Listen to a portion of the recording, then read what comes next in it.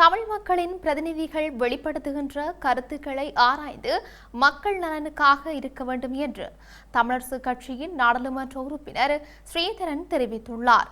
எழுந்தமானமாக மக்கள் மத்தியில் கருத்துக்களையும் வாக்குறுதிகளையும் வழங்கக்கூடாது எனவும் குறிப்பிட்டுள்ளார். மலையக மக்களை வடக்கு கிழக்கில் குடியமருமாறு அவரது கட்சியின் பதில் பொதுச் செயலாளர் சுமந்திரன் அழைப்பு விடுத்துள்ள நிலையில் இவ்வாறு குறிப்பிட்டுள்ளார்.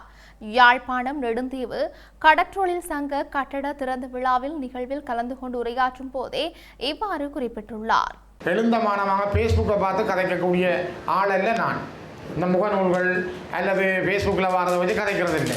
நாங்கள் ஒரு ஆவண ரீதியாக உண்டை உறுதிப்படுத்தி தான் நான் கதைக்கவேன். அவை நான் நாளைக்கு பிழையானதை உண்டை கதைச்சி போட்டு வந்து நீங்கள் கோவப்படுறீங்கன்ட்டு நான் உங்களுக்கு சார்பாக கதைச்சிட்டு போகலாது. ஒன்று உங்களுக்கு நல்லா தெரியும், நெடுந்தீவில் எங்கட காலத்தில் தான் கிட்டத்தட்ட உள்ளக வீதிகள் நிறைய நாங்கள் செய்த. நாங்கள் 2015 19 கிடையாது, கிட்டத்தட்ட 6.5 கோடி ரூபாய்களுக்கு நாங்கள் செய்தாங்க. இந்த பிரதான வீதி கூட கொண்டு வந்தது நான் என்று சொல்கிறத விட நாங்கள் தான் கொண்டு வந்தாங்க. நான் என்று சொல்ல நான் விரும்புகிறதில்லை. வேறு யாரும் முந்தி கனகாலம் ஆட்சி செய்த ஒரு தரம் அந்த ரோட்டை போட இல்லை, 2 தரம் போட்டு காசு எடுத்துருக்கிறதே செய்யலை. ஆனால் நாங்கள் நெடுந்தீவு கிளை ஊடாக எடுத்த முயற்சி நாங்கள் இன்றைக்கு ஓரளவுக்கு கொஞ்சம் கட்டத்தை தாண்டி இருக்கிறோம். திரும்ப இன்னும் அந்த முயற்சியை எடுத்திருக்கிறோம். அந்த ரோட்டை முடிப்போம், ஏதோ ஒரு வகையில் இந்த வருஷத்தில் ஒரு முடிவுக்கு கொண்டு இருப்போம். அதே போல் உங்களுடைய தேவைகளையும் எங்களால் முடிஞ்ச அளவுக்கு செய்வோம். நாங்கள் கைவிட மாட்டோம்.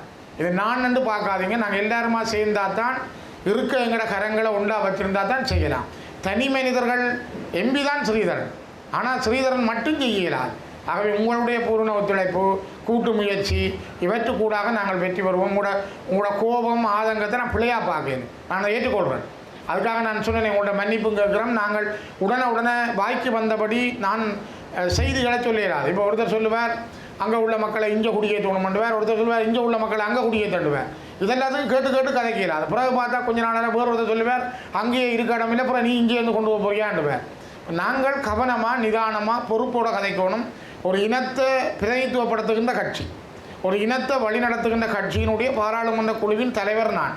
இப்போ நான் கதைக்கிற ஒவ்வொரு வார்த்தைகளும் மிக கவனமாக ஒவ்வொருவராலையும் உன்னிப்பாக பார்க்கப்படும்.